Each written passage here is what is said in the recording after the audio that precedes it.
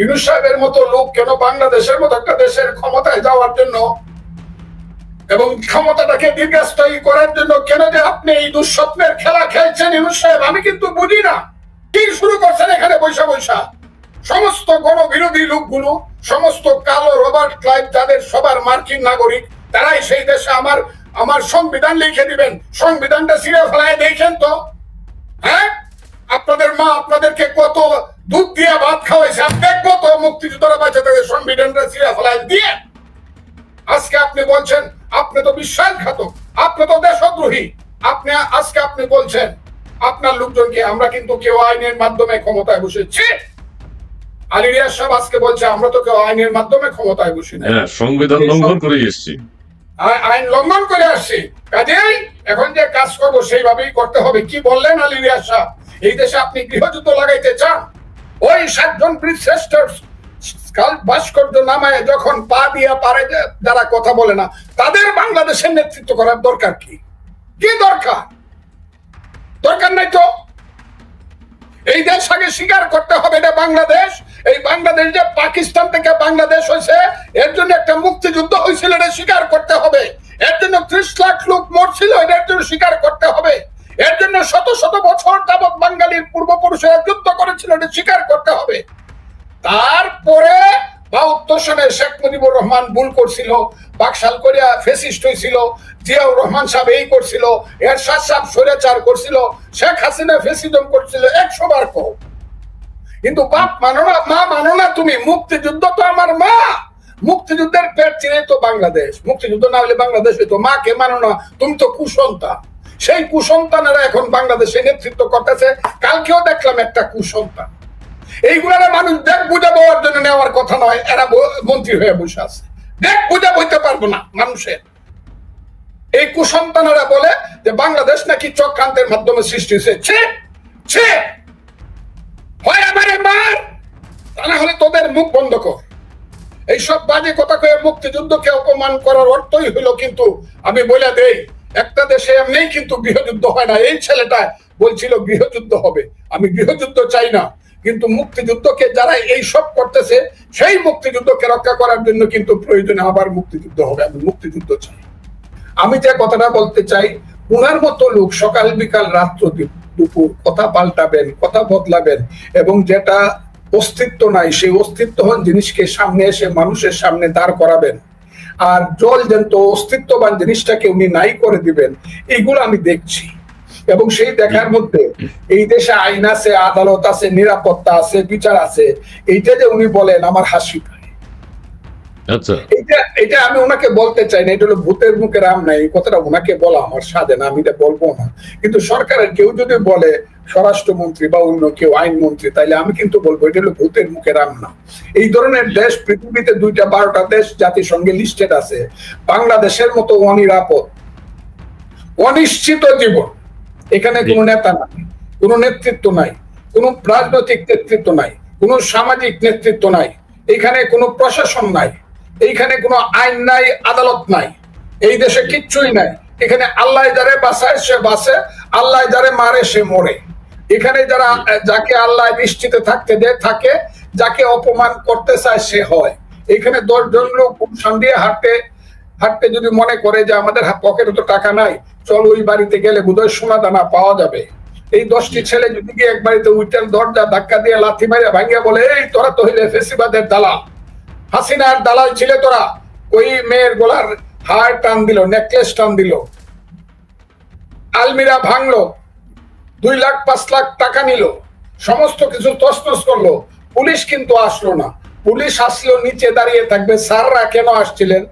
আসছিলাম তোমরা জানো না, এই বাড়িতে ফেসিস্ট থাকে, সেই কারণে এসেছিলাম। এইটা হলো নিরাপত্তা ইউনূস সাহেবের কাছে। ইউনূস সাহেবের কাছে এইটা হলো নিরাপত্তা। রাস্তা দিয়ে একজন ভদ্রলোক হেঁটে যাচ্ছে, কিছু ছাত্র নামধারী সন্ত্রাসী তার উপরে আক্রমণ করছে এবং তার সমস্ত কিছু লুট করে নিয়ে যাচ্ছে। এটা হলো ইউনূস সাহেবের কাছে শান্তিপূর্ণ দেশ। যে শান্তিপূর্ণ দেশে নারায়ে তাকবীর আল্লাহু আকবার বলে কিছু লোক টুপি মাথায় দিয়ে তৌহিদি জনতার নামে স্লোগান দিয়ে করতে পারে না, এমন কোনো কাজ নাই, এমন কোনো কাজ নাই যা তারা করতে পারে না।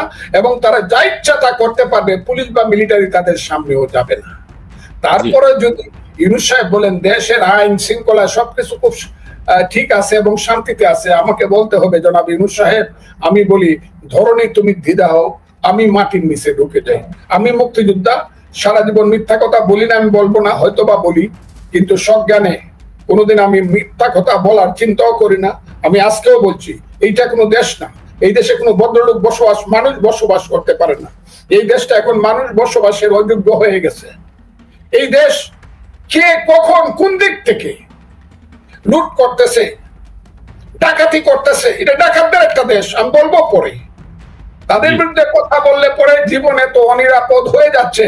ইউনূস সাহেব কি বলেন আপনি? এসব কেন বলেন ইউনূস সাহেব? তো নিজে ওনার কোনো আচরণে, কোনো কথাবার্তায় দেশের যে আপনারা যেভাবে চিত্রিত করছেন, দেশের বেহাল অবস্থা বলছেন, অনিরাপদ বলছেন, আমাদের প্রফেসর ডক্টর ইউনূস সাহেবের কোনো আচার আচরণ আমরা সেটি বুঝতে পারি না। আচ্ছা, আপনি যেহেতু ওই যে ইসলামপন্থী দলের কথা কি যেন বলছিলেন, সেই ক্ষেত্রে আমরা ইসলামী আন্দোলনের নেতা সৈয়দ ফয়জুল করিম সাহেব তিনি বলছেন সাংবাদিকের এক প্রশ্নের জবাবে যে আমরা বাংলাদেশকে ইরান অথবা আফগানিস্তান বানাতে চাই। ইরান অথবা আফগানিস্তান বানাতে চাই, সেই আফগানিস্তান বা ইরান হলে বাংলাদেশের অবস্থা, বাংলাদেশের মানুষের অবস্থা কি দাঁড়াবে একটু যদি বলেন। আমি আপনাকে একটা কথা বলি, উনি যে বলছেন ওনাকে আমি চিনি না, ওনার সাথে আমার ব্যক্তিগতভাবে পরিচয়, দূর থেকে দেখে ভালোই মনে হতো।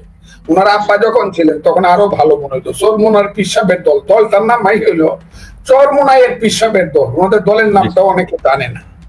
কিন্তু ওনারা গত 16 বছর শেখ হাসিনার আমলে জি মোটামুটি ভাবে আত্মীয়ের মতো ব্যবহার পাইছে শেখ হাসিনার কাছ থেকে। সে আত্মীয় কোনো সময় খুব পরমাত্মীয়, কোনো সময় দূরাত্মীয়। যখন ভালোভাবে চলছে বিশেষ একটা জন্তুর মতো শেখ হাসিনার কাছে, হ্যাঁ, তখন খুব আদর পাইছে। আবার যখন একটু শব্দ করতে চাইছে বিশেষ একটা জন্তুর মতো, তখন আবার বরিশালে মাইরও খাইছে। ওনাদের কথা আমি বুঝি না। ওনাদেরকে যদি বলি যে ওনারা ধর্ম নিয়ে ব্যবসা করে, এমনি বলবে ফজলুর রহমান দুজকে যাইবে, ওরে ধরো, ওরে মারো, ওর জানাজা কেউ করো না। কিন্তু ওনারা গত 16 বছর কি করছে এটা একটা হিসাব দেখ। ওনারা শেখ হাসিনার সাথে কত কিছু লাভ, কত কিছু বেনিফিট, কত কিছু শেয়ার এবং কমিশন নিছে, এটার আগে হিসাব দেখ। ওনার তো মৌলানা সাহেব বিশ্বাস। আরেকটা কথা বলি, অত বড় বড় কথা বলে ঠিক আছে, দেখি তো বরিশালের সিটটা থেকে ওনারা ফেয়ার ভোটে কার সাথে পাস করতে পারে। একটা সিট, ওয়ান সিট। আমি বলি ওনাদের ভোট কিছু একটা নির্দিষ্ট ভোট আছে, সেই ভোটটা এবার থাকবে না। এবং মৌলানা সাহেবরা বলেন আর মৌলবী সাহেবরা বলেন, যেভাবেই বলেন, তারা আলেম সাহেবরা বলেন, যেটা আমার অনেক কথা আছে। আমি বলবো ধর্মর নামে যে দলগুলো হচ্ছে, নট ধর্মীয় দল, এটা হলো ধর্মের নামে দল হচ্ছে।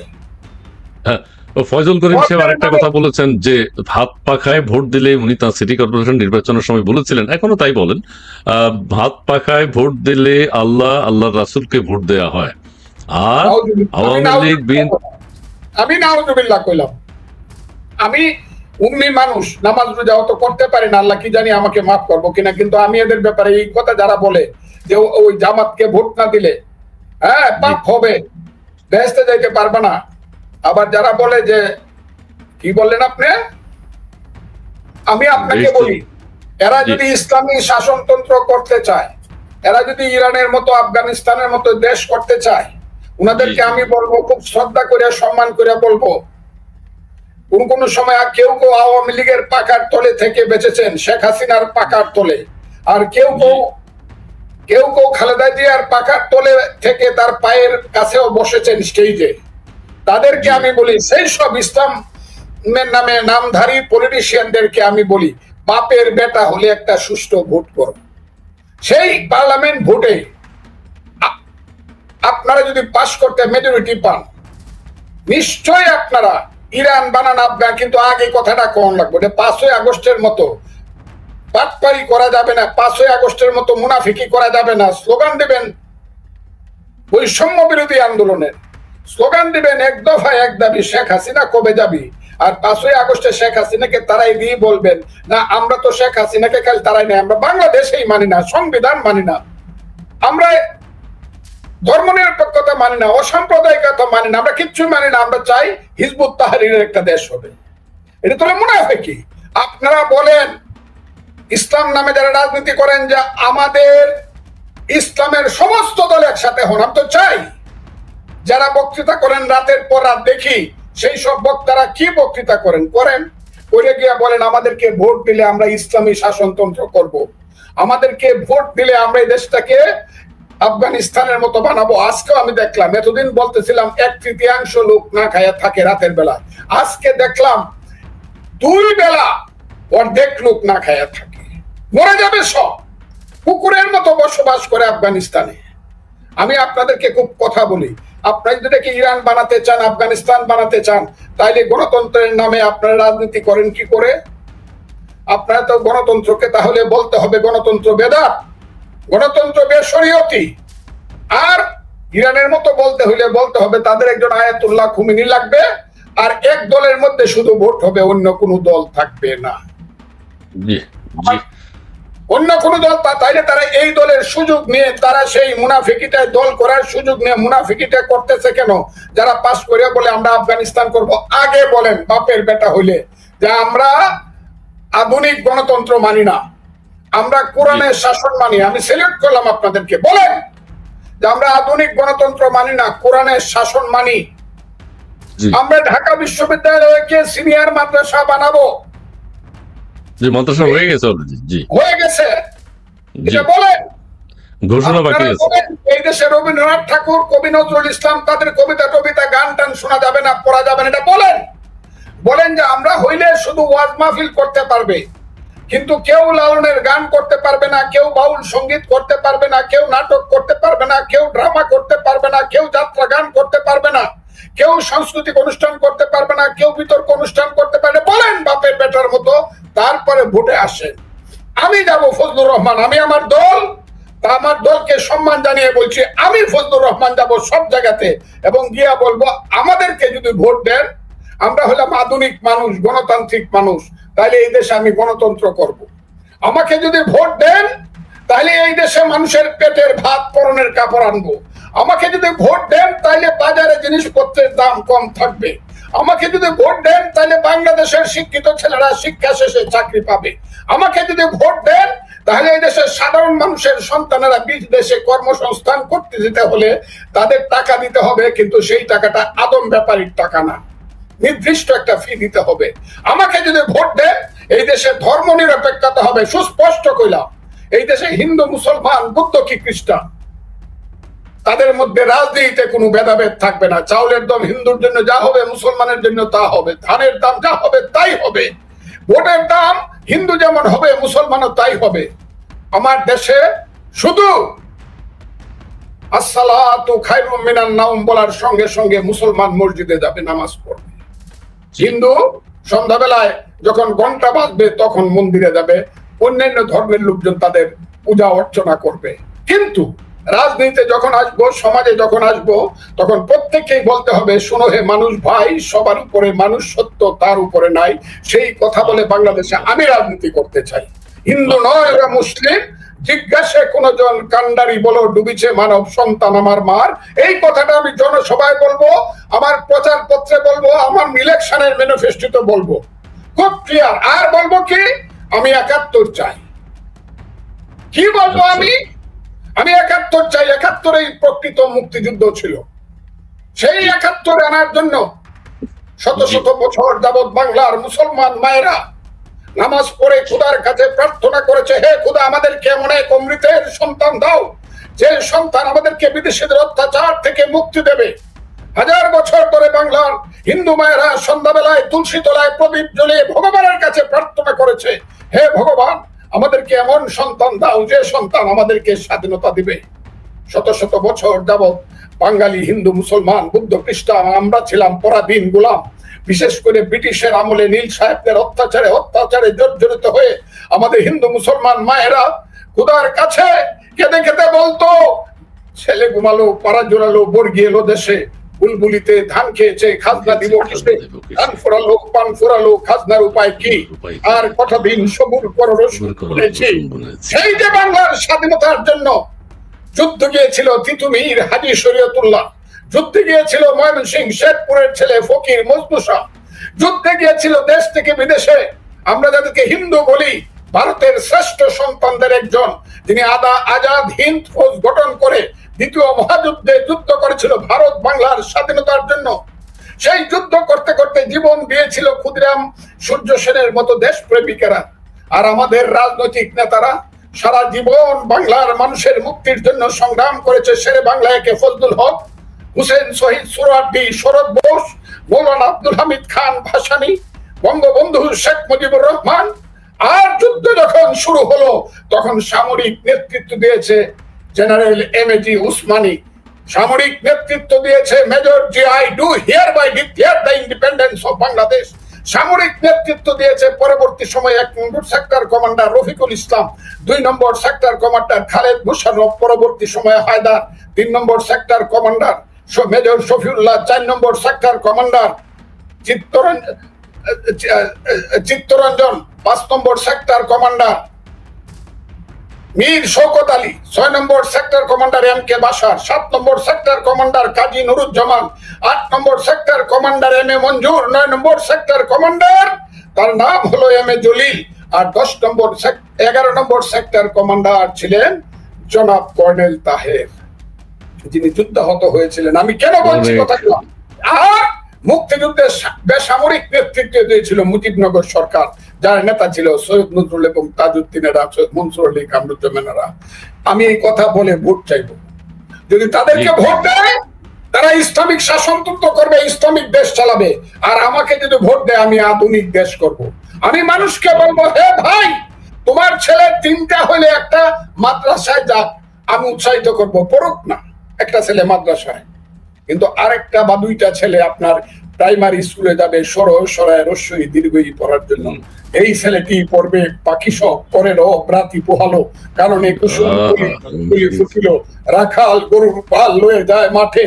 এই ছেলেটি দিনে দিনে বড় হবে, বড় হতে হতে সেই ছেলেটি আবার কবিতা পড়বে, বলো বীর বলো উন্নত মম শির, শির নেহালিয়া বাড়ি নত শির ওই শিকড় হিমাদ্রি, বলো বীর মহাবিশ্বের মহাকাশ ছাড়ি চন্দ্র সূর্য গ্রহ তারা ফাড়ি, গোলক গোলক গোলক বেদিয়া ক্ষুদার আরো শাসন ছেদিয়া উঠিয়াছে আমি মহাবিশ্ব বিশ্ববিদাত্রী। সেই ছেলেটি আবার রিসার্চে যাবে, নাসার মেম্বার হবে। সেই ছেলেটি আবার আমার দেশে বিজ্ঞানী হবে, শুধু না, হবে জাতীয় অধ্যাপক আব্দুর রাজ্জাক। সেই ছেলেটি হবে সিরাজুল ইসলাম চৌধুরী, সেই ছেলেটি হবে আহমদ শরীফ, সেই ছেলেটি হবে মহামনীষী আবুল ফজল, সেই ছেলেটি হবে এই দেশের জ্ঞানে বিজ্ঞানে শিক্ষায় সংস্কৃতিতে শ্রেষ্ঠ মানুষ। যে শ্রেষ্ঠ মানুষ 1921 সনে ঢাকা বিশ্ববিদ্যালয় প্রতিষ্ঠিত হওয়ার পরে 1971 সন পর্যন্ত 50 বছরে 50,000 সৎ মানুষ, জ্ঞানী মানুষ, মহান মানুষ, মহৎ নারী সৃষ্টি করেছিল, যারা যুদ্ধ করে ওই বাঙালিকে স্বাধীন করেছিল। আমি তাই বলতে চাই বন্ধুরা, সেই কথাটা আমি বলবো, আমরা যুদ্ধে গিয়েছিলাম। সেই যুদ্ধের জন্য কত মায়ের বুক খালি হয়েছে, কত মা বিধবা হয়েছে, কত নারী ধর্ষিতা হয়েছে, 30 লক্ষ মায়ের জীবন গিয়েছে। আমি পরশুদিন একটা জায়গাতে বলেছিলাম, আজকেও কথাটা বলে দেই, এটা আর হয়তো একদিন বলবো, আর বলবো না। ট্রেনে পরে একটা ছেলে মাকে লুকিয়ে যুদ্ধে চলে গেল। তার মা হলো একজন স্কুল টিচার, বাসা তাদের মগবাজারে। ছেলেটির নাম হলো আজাদ। ছেলেটি ট্রেনিং দিয়ে এসে যুদ্ধ করে ধরা পড়ল। ক্লাস 10-এ পড়ে ছেলে, ঢাকার পূর্বাঞ্চলে ধরা পড়লো, 2 নম্বর সেক্টরের ছেলে। সেই ছেলেটিকে পিটাইতে মৃত পায় অবস্থায় তাকে রমনা থানাতে আনা হলো। তখন তাকে মাকে খবর দেওয়া হলো, তোমার ছেলেকে যদি দেখতে চাও তুমি আসো। মা পাগলিনীর মতো আসলো, আইসা দেখলো রমনা থানার ওই যে জেলখানার ভিতরে ফ্লোরের মধ্যে রক্তাক্ত অবস্থায় তার ছেলেটি পড়ে আছে। সেই ছেলেটিকে দেখে মা ছেলেটিকে বুকে জড়ায় ধরলো, রক্তাক্ত হয়ে গেল তার কাপড়। বললো, মা আমি তো মরে যাবো। বলে, তুই মরবে না, তোর আগে আমি মরবো, তোর কি করতে হবে বল, তুই কি চাস? বললো, আমি কিছুই চাই না, আমার জন্য কাঁদো না মা, আমার যেন ইচ্ছা করতেছে। গত 7 মাস যাবত যুদ্ধ করতে করতে খাবার ভুলে গেছি, কি খাই জানি না। 7 মাসে একদিনও মুরগির মাংস খাই নাই মা, তুমি আমার ভাত আর মুরগির মাংস দিয়ে একটু খাওয়া। পরের দিন সকালবেলা মা, আমি কথাটা আপনি বইটা পড়ে দেন, বইটার নাম এই হলো মা। এই বইটা আনিসুল হকের বই, আপনি পড়ে দেখবেন। সেই বিখ্যাত উপন্যাসিক আনিসুল হকের বই। সেই মা মুরগির মাংস, মুরগির তরকারি রান্নায় না, যখন আসলো তখন দেখলো ছেলে নাই। ওসি কে জিজ্ঞাসা করলো, ওসি হলো পাঞ্জাবি, বলো তুমকা ছেলে ইদার নেই, যাও, কয়েকটা লাথি মারে তাকে বাইর করে দিল। তখন যখন সে কাঁদতে কাঁদতে চিৎকার করে বের হয়ে যায়, তখন একজন বালুচ পুলিশ ছিল যারা এখন মুক্তিযুদ্ধ করে পাকিস্তানিদের বিরুদ্ধে, সেই বালুচ পুলিশ তাকে বললো, তোমারা ছেলে খতম হো জায়গা গে, গত রাতে তোমার ছেলেকে হত্যা করা। সেই মা 16-14 বছর বেঁচে ছিল, জীবনে কোনোদিন ভাত খায়নি, মুরগির মাংস টাচ করে নাই। ছেলেকে যেহেতু দেখেছিল ফ্লোরে শুয়ে আছে, সে কোনোদিন শীতকালেও ফ্লোরের বাইরে সে শুয়ে নাই। সেইটার নাম হলো মুক্তিযুদ্ধ। এইগুলার নিয়ে এখন রং তামাশা করে কথা বলা হয় বন্ধুরা, কে নাকি আমাদেরকে মুক্তিযুদ্ধ করে দিছে, কার সল্লায় পড়িয়া, কার কুপরামর্শে নাকি বাঙালি জাতি যুদ্ধ করছে। সেই যুদ্ধ আমরা করেছিলাম বন্ধুরা, দিনের পর দিন, মাসের পর মাস, আষাঢ় শ্রাবণের বৃষ্টি বড় রাতে অমানিসার অন্ধকারে ট্রেনিং দিয়েছি, পাঞ্জাবির বুকে বাংকারে থেকে থেকে ট্রিগার টিপেছি, স্বপ্নে দেখেছি দেশ যদি স্বাধীন হয় পাঞ্জাবি চলে যাবে, বাংলার পূর্বাকাশে ঝলমল করে স্বাধীনতা রক্তিম সূর্য উঠবে। সেই স্বাধীনতা মুক্তিযুদ্ধ যখন মেঘের আড়ালে ঢাকা পড়ে গেছে, কিসের দল, কিসের রাজনীতি, মুক্তিযুদ্ধ যখন ঢাকা পড়ে যায় বাঙালির শ্রেষ্ঠ অর্জন, তখন আমি ফজলুর রহমান কথা বলবো না, কথা বলবো কে? কেন রাজনৈতিক দলগুলো কথা বলবে না?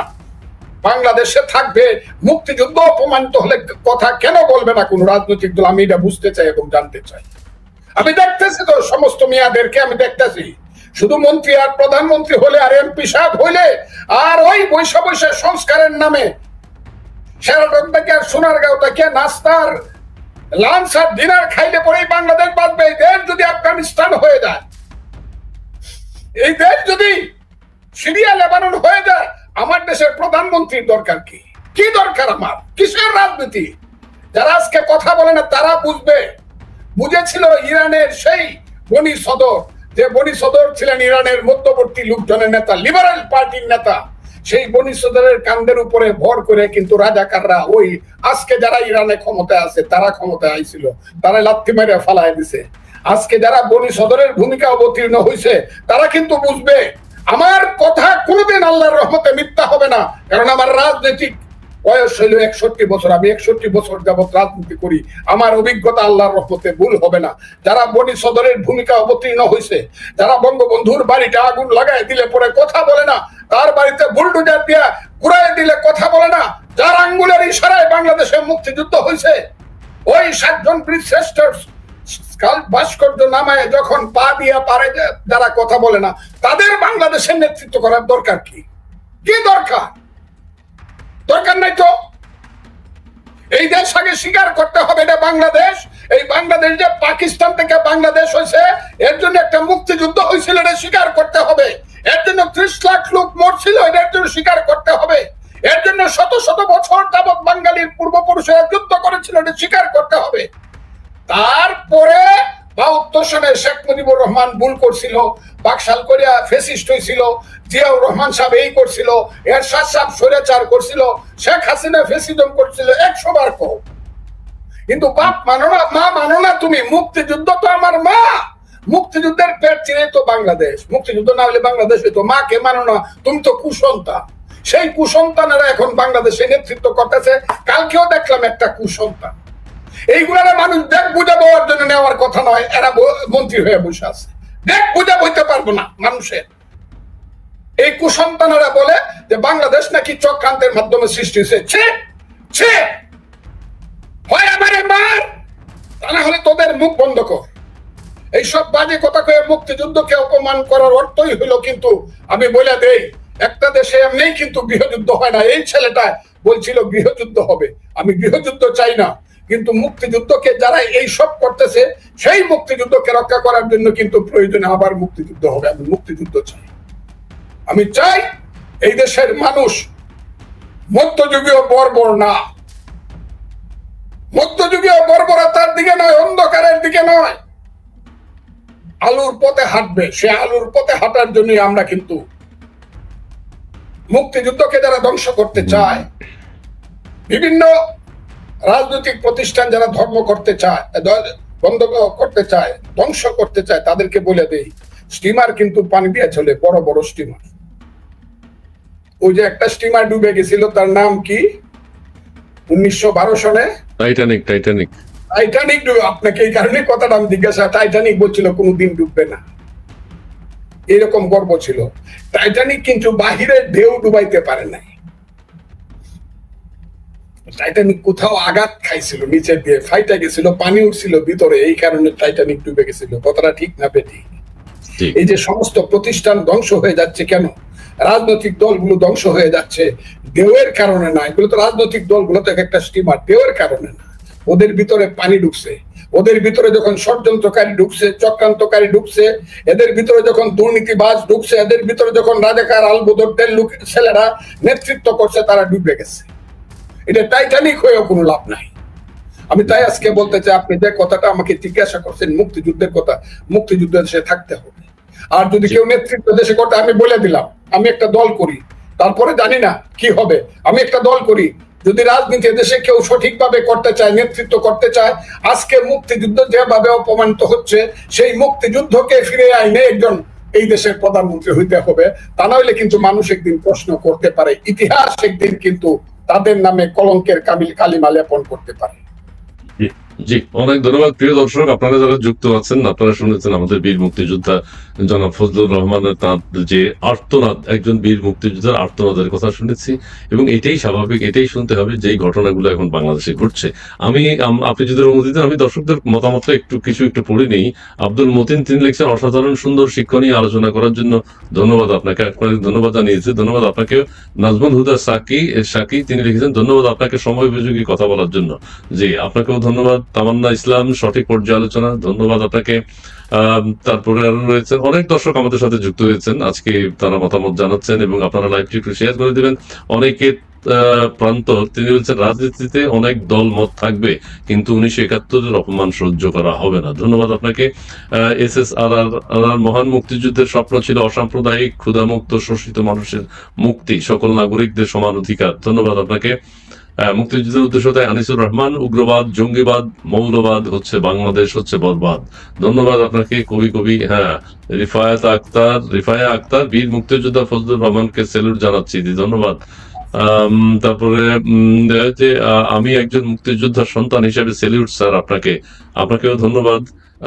পিয়ারুল ইসলাম তিনি বলছেন, স্যালুট জানাই বীর মুক্তিযোদ্ধা, আমরা লাখ তরুণ আমাদের 71 ফেরত চাই। আমরা লাখ তরুণ আমাদের 71 ফেরত চাই। লাখ তরুণ কিন্তু জি জি জি জি আমি বলবো এটার ব্যাপারে কথাগুলো বলে যে 71 বললে পরে নাকি খালি বুড়ারাই কয় 71-এর কথা। নো, 71 কয় না। 71 আমি আপনাকে বলি, এই যে কথাগুলো আমি বলি, আমার 4-5টা লোক আছে যাদেরকে জানে, যারা আমার স্ত্রী সবসময় আমার ফোনটা ধরে, আপনিও বোধহয় এটা জানেন।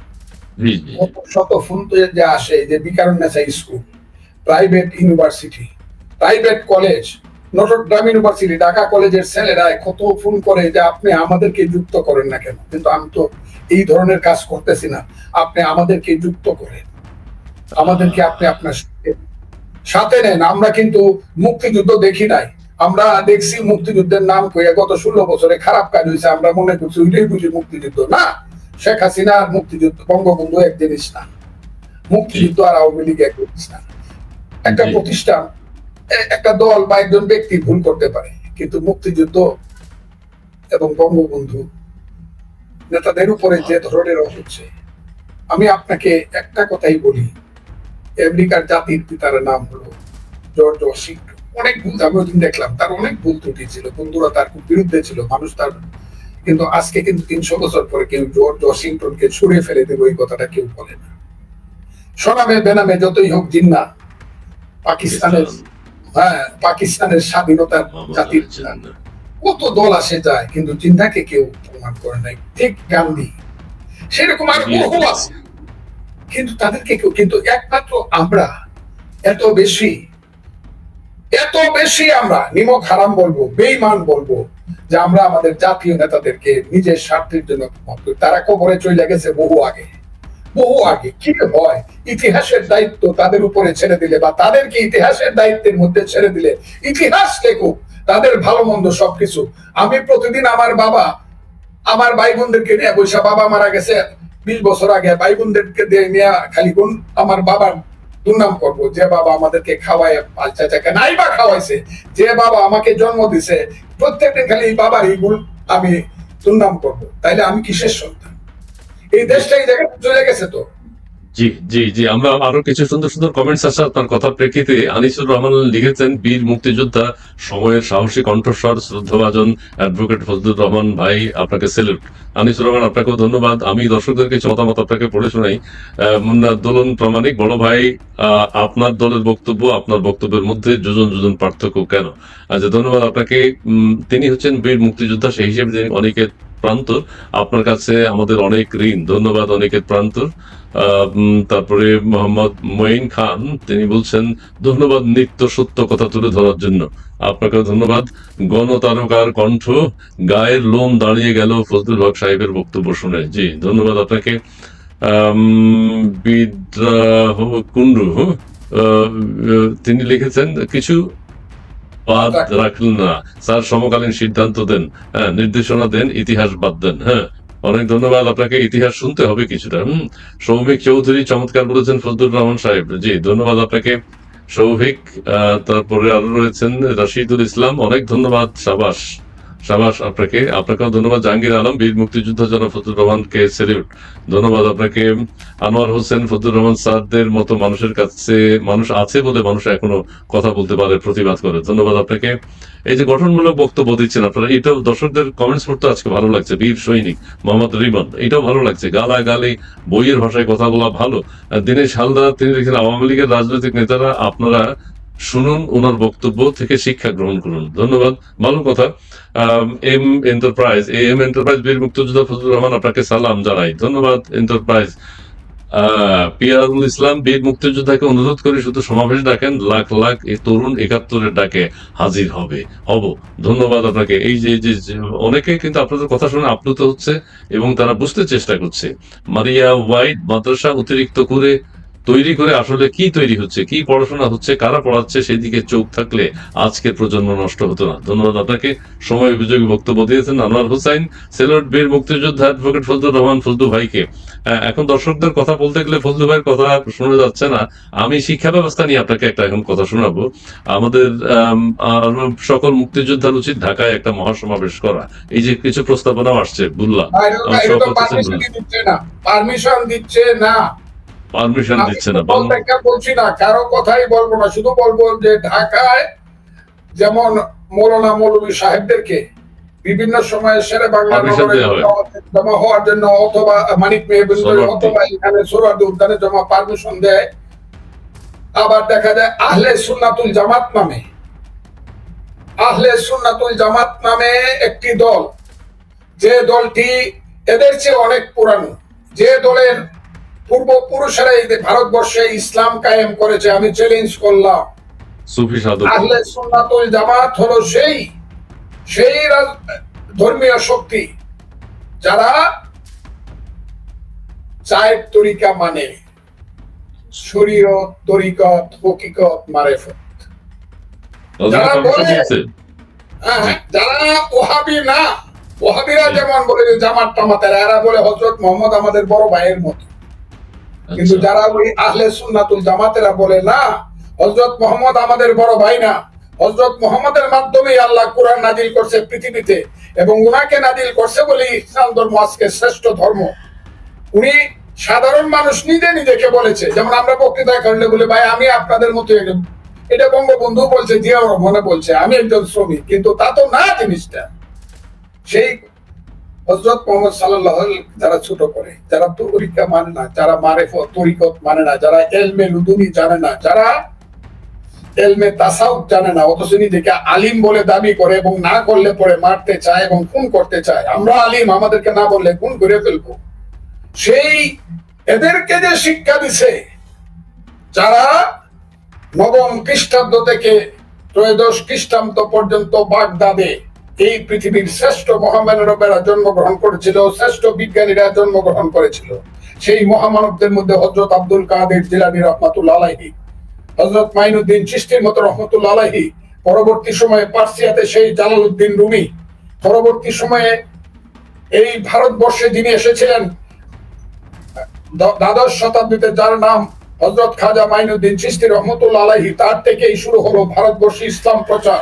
যিনি পৃথিবীকে পরাজিত করে আজমির শরীফে যিনি এখন শুয়ে আছেন ইসলাম প্রচার করে, তারই শিষ্য হলো নিজামুদ্দিন আউলিয়া, তার সিনিয়র শিষ্যর নাম হলো বখতিয়ার খাকি।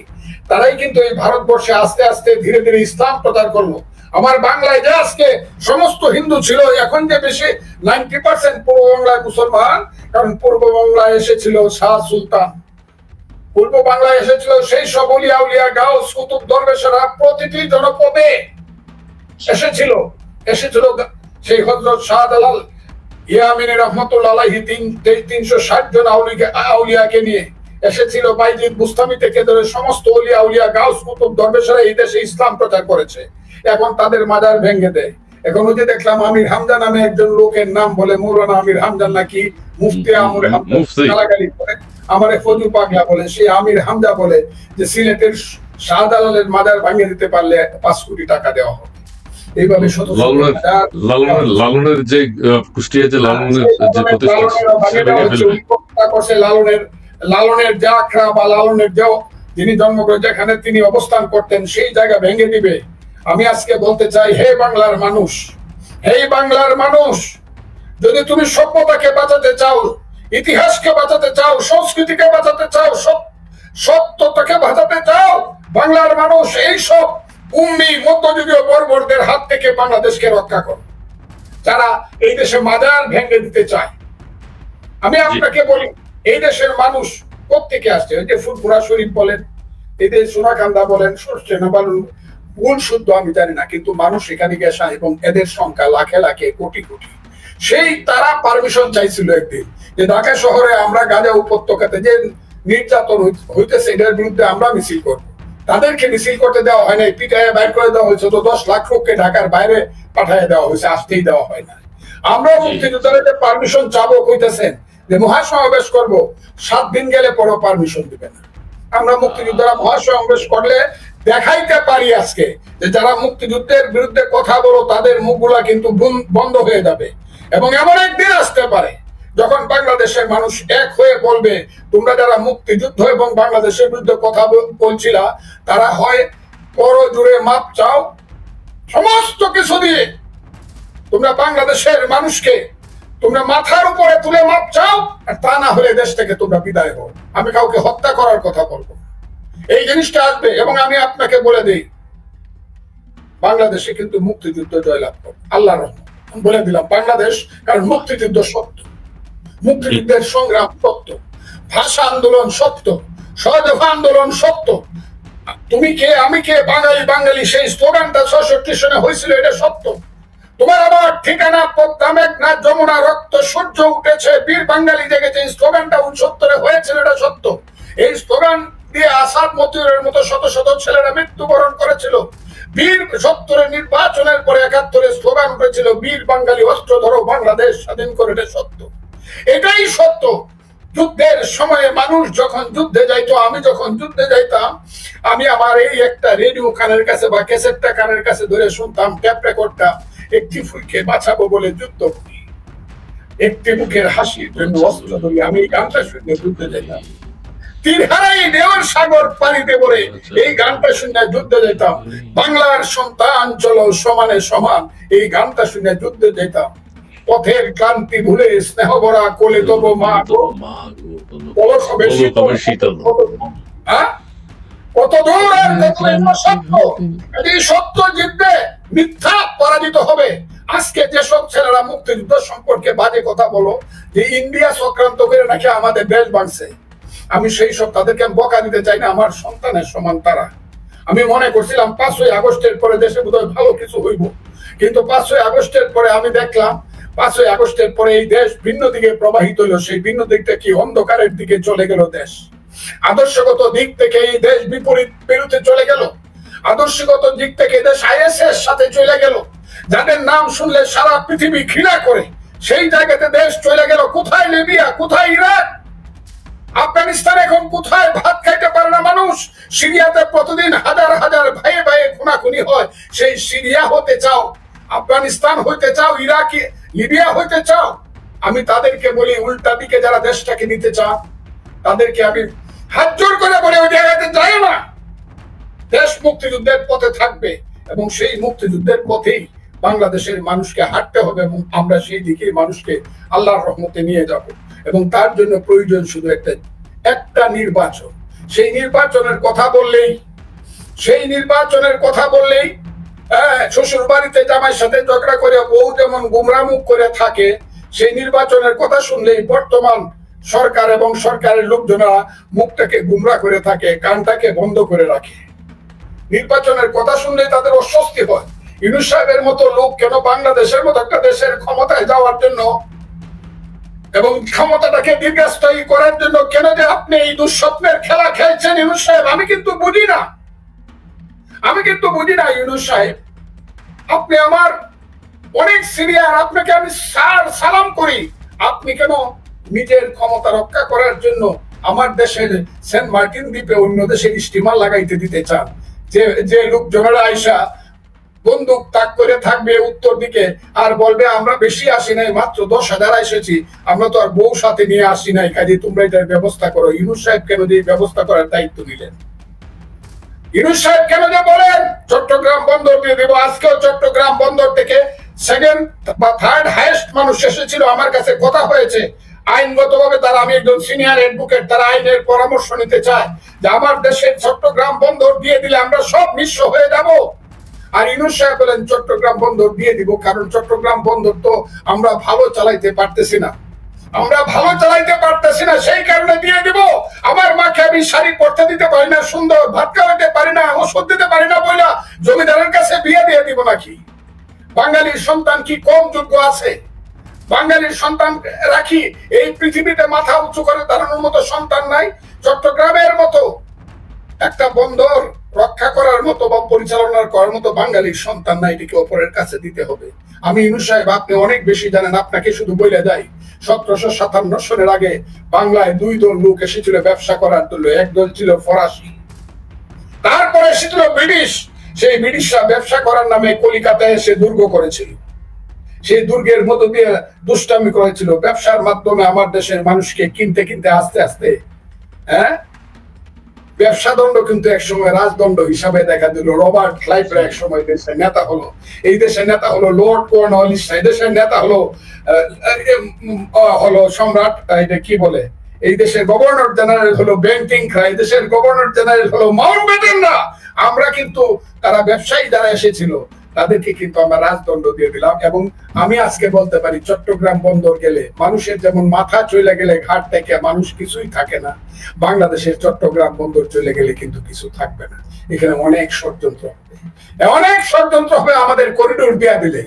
ওই আরাকানের লোকজন এখন তো আসে 10 মাইল ভিতর পর্যন্ত ড্যান্স দেওয়ার জন্য, সেদিন দেখা যাবে সারা পৃথিবীর লোকজনেরা আসছে। এইখানে আরেকটা ইসরায়েল এবং গাজা উপত্যকা হবে, ধুম ধুম ধুম ধুম করে সারা রাত এখানে বোমা ফুটবে, বন্দুক আওয়াজ হবে। চট্টগ্রাম নোয়াখালীর মানুষ ঘুমাতে পারবে না, পার্বত্য চট্টগ্রামের 3টা জেলা চলে যাবে সেই দিকে। আমি আজকে বলতে চাই ইউনূস সাহেব, আপনার ক্ষমতার জন্য বা কিছু লোকের ক্ষমতার জন্য এই খারাপ কাজগুলো করেন না। আল্লাহর দোয়াই লাগে আপনাদেরকে খারাপ কাজগুলো করেন না। আর্মি কিন্তু না করছে, আর্মি এই দেশের সেনাবাহিনী, দেশপ্রেমিক সেনাবাহিনী কিন্তু বলছে না এগুলো দেওয়া যাবে না। আরেকটা কথা কই, যদি দিতেই চান জনাব অধ্যাপক মোহাম্মদ ইউনূস সাহেব, আপনি আপনার হাতে সমস্ত ক্ষমতা, আল্লাহর ওয়াস্তে তারেক রহমান সাহেবের সাথে যে সেটেল করছেন সেই ফেব্রুয়ারির মধ্যে ইলেকশনটা দেন, দিয়ে আপনি নিজে দাঁড়ান। কোন সিট থেকে দাঁড়াইবেন বলেন? আপনি তো দুলামিয়া সৌদাগরের ছেলে চট্টগ্রামের, আপনি কোন সিট থেকে দাঁড়াবেন আপনি বলেন? চট্টগ্রাম শহরে 3টা সিট আছে, ওখান থেকে দাঁড়াবেন? নাকি রাউজান, রাঙ্গুনিয়া, ফটিকছড়ি থেকে দাঁড়াবেন? নাকি পটিয়ার থেকে দাঁড়াবেন? নাকি চন্দনাজ থেকে দাঁড়াবেন? নাকি সাতকানিয়া লোহাগড়ার থেকে দাঁড়াবেন? নাকি আপনি বলেন কোত্থেকে দাঁড়াবেন? মিরেশ্বরী থেকে, সন্দ্বীপ থেকে দাঁড়াবেন? আমি আপনাকে চ্যালেঞ্জ করলাম, আপনি তো পৃথিবীর শ্রেষ্ঠ মানুষ, ভোট করে দেখেন। It is not so easy. ওই যে আপনারা যারা বলে সংবিধানটা ছিঁড়ে ফেলে দিব, আরে সংবিধানটা ছিঁড়ে ফেলে দিব, আলী রিয়াজ বলে। আরে আলী রিয়াজ, আপনি একটা ইলেকশন করে যদি 2,500 ভোট পান, তাহলে ফজলুর রহমানকে করেন তো এসে যে আপনি সব ভুল করছেন। একটা মেম্বারের ভোট পান, আপনি কি শুরু করছেন এখানে বৈশা? সমস্ত গণবিরোধী লোকগুলো, সমস্ত কালো রবার্ট ক্লাইভ যাদের সবার মার্কিন নাগরিক, তারাই সেই দেশে আমার সংবিধান লিখে দিবেন। সংবিধানটা ছিঁড়ে ফেলায় দেখেন তো। আপনাদের মা আপনাদেরকে কত দুধ দিয়ে ভাত খাওয়াইছে, আপনি দেখবো তো মুক্তিযোদ্ধারা বাঁচে তাদের সংবিধানটা ছিঁড়ে ফেলায় দিয়ে। আজকে আপনি বলছেন আপনি তো বিশ্বাসঘাতক, আপনি তো দেশদ্রোহী। আজকে আপনি বলছেন আপনার লোকজনকে, আমরা কিন্তু কেউ আইনের মাধ্যমে ক্ষমতায় বসেছি। আলী রিয়াজ সাহেব আজকে বলছে আমরা তো কেউ আইনের মাধ্যমে ক্ষমতায় বসি না, সংবিধান লঙ্ঘন করে এসেছি, আইন লঙ্ঘন করে আসছি। কাজেই এখন যে কাজ করবো সেইভাবেই করতে হবে। কি বললেন আলী রিয়াজ সাহেব? এই দেশে আপনি গৃহযুদ্ধ লাগাইতে চান? কোথায় আপনি থাকেন? আসমানে থাকেন? এই দেশে আপনি গৃহযুদ্ধ লাগাইতে চান, বেআইনি কাজ করতে চান আরো? না, ইলেকশন দেন।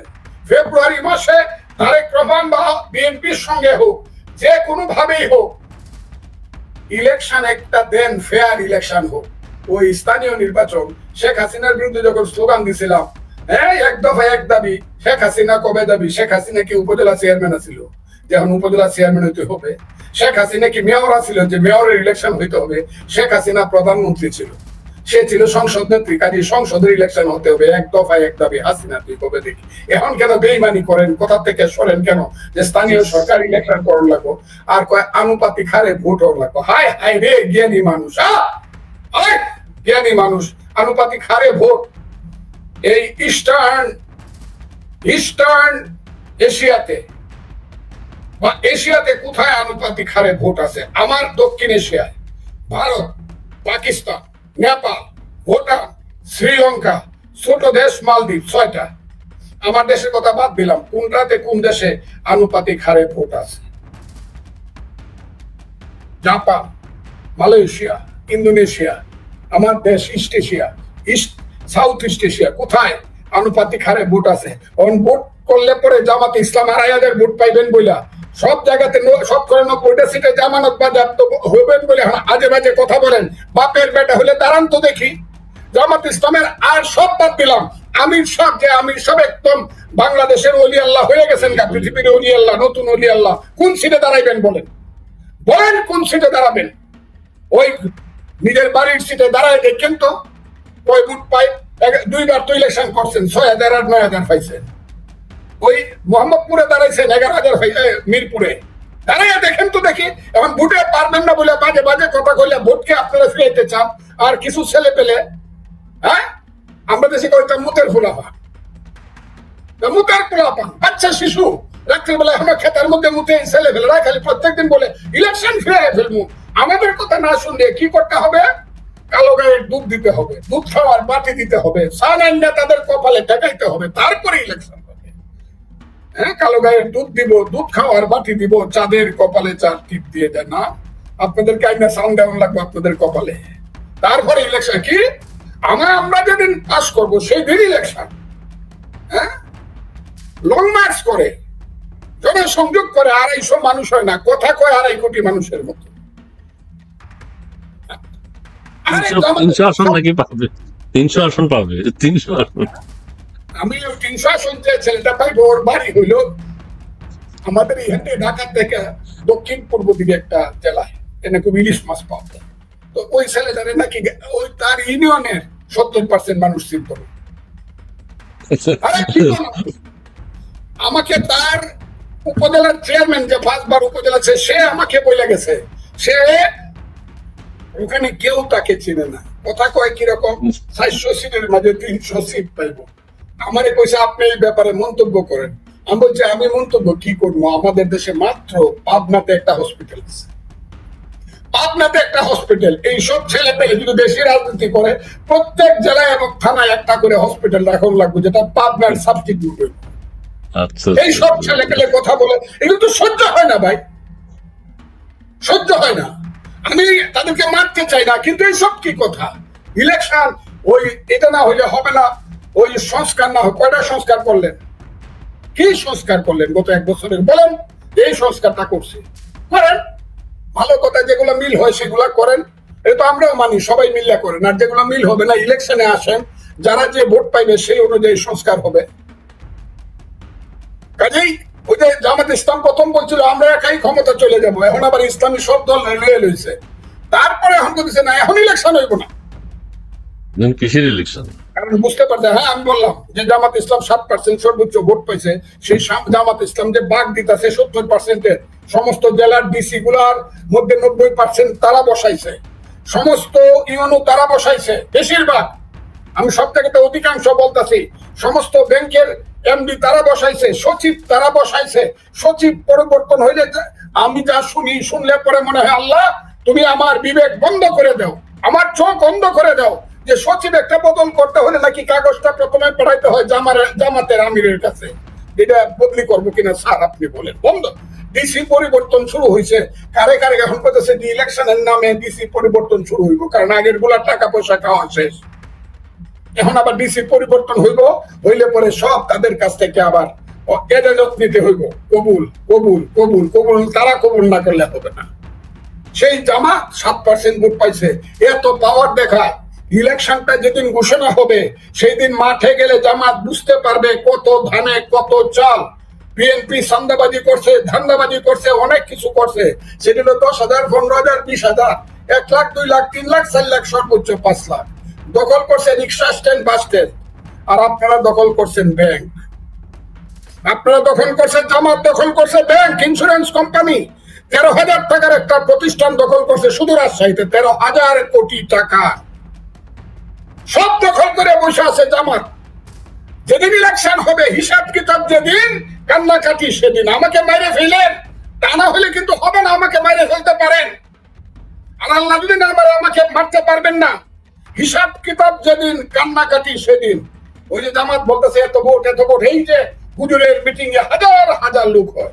আমি বলছি আপনার মিটিং এ তো ওই দিনও দেখলাম লালমনির হাতে অথবা রংপুরে দেখলাম অত মানুষ হয়, ভোট করতে ডরান কেন? আমি আমার জীবনে অভিজ্ঞতা দিয়ে দেখছি, আক্রোশিল্পের বাড়িতে 16 লাখ লোক যায়, 20 লাখ লোক যায় উরসে, কিন্তু তার ছেলে ইলেকশন করলে ভোট পায় 6,000।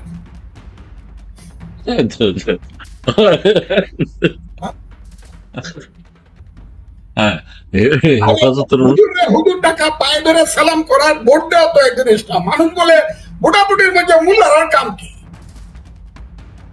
এখানে তো আধুনিকতার ব্যাপার, এখানে তো জাগতিক ব্যাপার। কথাটা কি আমি বুঝাতে পারছি? জি বুঝে গেছি। তো ফজলু ভাই আজকে অনেক হয়ে গেছে, আমি এই কথাটা শেষ করি। কাজেই এই সবের সবকিছুর সমাধান হলো একটা ইলেকশন। সেই ইলেকশনটা ফেব্রুয়ারিতে দেন, কত পার্সেন্ট ভোট পান দেখি, কয়টা সিট পাস করতে পারেন। এখন আপনারা মাঠে মাঠে যান, যে আমরা যদি পাস করতে পারি তাহলে কি আনুপাতিক হারে আগামীতে আমরা সংসদ করব, করেন আপনারা যদি মানুষ বলে। আর যদি দেখা যায় আপনারা 90% জায়গাতে জামানত হারাইছেন, জামানতই নাই, ভোট গণ্যে আর পাওয়া যেতেছে না, তখন কি হবে? এবং এই কারণে আপনারা ভোট করতে চান না। এইসব ছেলে পেলেদের কথা পাগল হয়েছেন, মানসিক হাসপাতালে যেতে চান, ইলেকশন দেন দেশকে বাঁচাইতে হলে। তা না হলে কিন্তু মুক্তিযুদ্ধ আছে, মুক্তিযোদ্ধারা আছে, এরা কিন্তু বের হবে। মুক্তিযোদ্ধারা 70 বছরের উপরে বুড়া, এরা না শুধু। মুক্তিযুদ্ধ হলো বাংলাদেশের 18 কোটি মানুষের মধ্যে 17 কোটি 75 লক্ষ। মনে রাখেন, কিন্তু পৃথিবীতে সব দিবে, বাংলার মানুষ সব দিবে, কিন্তু মুক্তিযুদ্ধ দিবে না। সবকিছু দিবে কিন্তু মুক্তিযুদ্ধ দিবে না। বাপের বেড়া হইলে যদি মুক্তিযুদ্ধ যারা মানে নেই, ছেলেরা, ওই ছেলে নোয়াখালীতে গিয়ে ইলেকশন করো রামগঞ্জে গিয়া, বাপের বেড়া হইলে কইবা আমি মুক্তিযুদ্ধ মানি, এটা ষড়যন্ত্র ছিল। তোমার যদি ভোট দেয় তোমার আমি নেতা মানব। আমার কথাগুলো কি বুঝতেছে? এই জামাতের আমির সাহেব জনাব ডাক্তার শফিকুর রহমান মুক্তিযুদ্ধ তো মানেন না, মানুষে গিয়া কইবেন আমি মুক্তিযুদ্ধ মানি না, এটা ইন্ডিয়ার চক্রান্ত ছিল, কাজে আমার ভোট দিলে আমি এই মুক্তিযুদ্ধ রাখবো না, বাংলাদেশ রাখবো না। দেখি তো আপনার কত ভোট দেয় মানুষে, দিলে আপনাকে আমি মানবো। হয় এদের ছেড়ে যাবো, না হয় আত্মহত্যা করবো বিষ খায়া, আর না হলে আপনার পায়ে ধরে থাকবো। কিন্তু বাজে কথা কইয়া অনার্থক দেশের মানুষকে সর্বনাশ করেন না। বাংলার সন্তানের সবচেয়ে শ্রেষ্ঠ অর্জন, বাঙালি জাতির সবচেয়ে শ্রেষ্ঠ অর্জন, মুক্তিযুদ্ধকে ধ্বংস করেন না, মুক্তিযুদ্ধকে অপমান করেন না। এটি আমার শেষ কথা।